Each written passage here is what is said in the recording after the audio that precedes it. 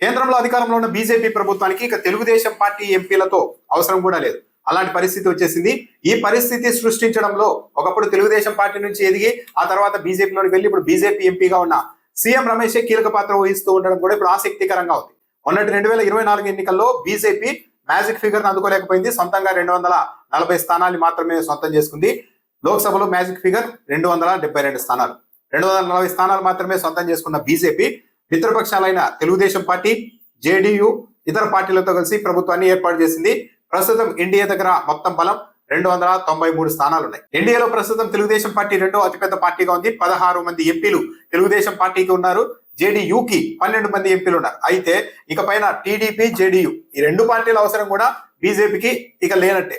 Actually చెప్పాలంటే ఇప్పటికి ఉన్న 293 బలం చూసుకున్నా సరే తెలుగుదేశం పార్టీ బయటకు వెళ్ళిపోయినా తెలుగుదేశం పార్టీ ఎంపీల అవసరం లేకుండానే బీజేపీ ప్రభుత్వం కేంద్రంలో మనుగడ సాధించగలుగుతుంది. కాకపోతే రెండో అతిపెద్ద పార్టీగా ఒక స్టెబిలిటీ కోసం తెలుగుదేశం పార్టీని ప్రధానంగా చూస్తూ వచ్చారు.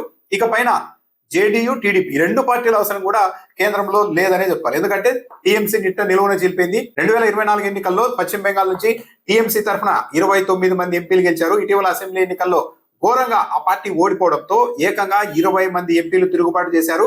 20 మంది ఎంపీల బృందం లోక్సభ స్పీకర్ కి లేఖ కూడా రాసింది, మమ్మల్ని ప్రత్యేకంగా గుర్తించాలి అంటూ. అంటే 20 మంది ఎంపీల బలం అదనంగా ఇప్పుడు బీజేపీకి చేరుతోంది. దీంతో మొత్తం ఎన్డీఏ బలం ఏకంగా 313కి వెళ్ళిపోతుంది. అంటే 313 మంది ఎంపీల మద్దతు ఎన్డీఏకు ఉన్నట్టుగా అవుతుంది. సో ఇప్పుడు తెలుగుదేశం పార్టీ మీద, జేడీయూ మీద పెద్దగా డిపెండ్ అవ్వాల్సిన అవసరం కూడా కేంద్ర ప్రభుత్వానికి లేదు.